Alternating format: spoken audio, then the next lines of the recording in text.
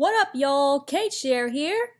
Have you ever watched an anime that maybe everyone else likes, or you thought it was going to be good, until it turned out to be terrible in your eyes? As an otaku, that's me on a regular basis. Although I do usually watch an anime until the very end to make my opinions, some shows I couldn't watch until the last minute. We all been through this once, or twice, or more. I looked through my anime list and I found a couple of shows that I can explain why I dropped them. Some reasons are short, but others are in small paragraphs. I was hoping I could share my opinions for those who are struggling on what shows to avoid or watch in general. For that, I would like to call this new series Why I Dropped. I did make one rule for myself before making this video. I've dropped a couple of anime over the years, but I will not talk about a dropped anime if I've only seen one or two episodes. The first series I will talk about today, Blood Blockade Battlefront. I've heard this show being tossed around before, and it has a pretty high popularity listing number. So much so that it has a season 2 coming out this fall. So why would I drop a title like this? This show gets pretty violent, and that does play a factor into my cowardly tastes. But that's not really the reason why I dropped the show to begin with. I dropped it because it didn't catch interest from the get-go. Don't get me wrong, the plot isn't bad, and some of the characters' backstories are pretty harsh. But for some reason, I felt like I've seen this type of story before. Didn't interest me then, it's not interesting now. My ex-boyfriend introduced me to this series, but I didn't end up watching it after the episodes we watched together. I guess if you guys are sort of interested in the Mafia-style action with some fantasy elements, this show is for you. Just not me. Second, Mahou Shoujo Madoka Magica. Before you say anything, yes, episode 3 did it for me. I knew beforehand this was going to be a different magical girl show, but little did I know how morbid it was going to be. Don't get me wrong. Again. This is a pretty good show according to my friends, and I don't doubt it. But I just can't get into it knowing how horrifying it's going to get. I get squeamish pretty easily, so this show is a skip. Third show, Nana. Okay, we're gonna go into spoiler territory, so if you want to avoid that because you're interested in this show, please skip to the time slot shown on the screen to the next show. I actually enjoyed this series for a while despite Nanake being so goddamn annoying. Everything seemed to be going well until I accidentally spoiled myself and found out that this series had the worst trope of general television. Getting a character pregnant just to make matters worse. I would hate to spoil the series like this, but according to every other Nana fan, this was the moment that destroyed the show, if not one of the most favorable characters getting killed for literally no reason. I hate this trope because it adds no substance to the plot nor the character development, if done uselessly.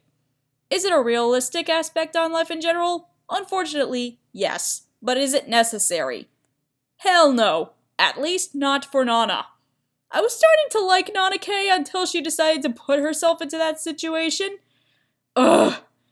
I shouldn't be so pissed, but I am. Next show, and I'm going to get so much hate for this. One Punch Man. I get how this is a parody of superhero and action shows, being that Saitama can beat the crap out of a person in one punch. However, you know those parody shows that get super repetitive super quickly and they stop being original? That's One Punch Man in a nutshell. If you want a better show that was originally created by the same person, watch Mob Psycho 100.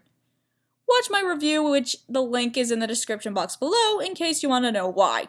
But if you want a superhero show that kinda parodies the genre, or doesn't, watch My Hero Academia instead. Season 2 just came out and it's lit! Next, How to Raise a Boring Girlfriend.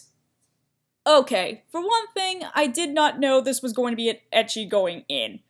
But a harem? Absolutely, according to the poster.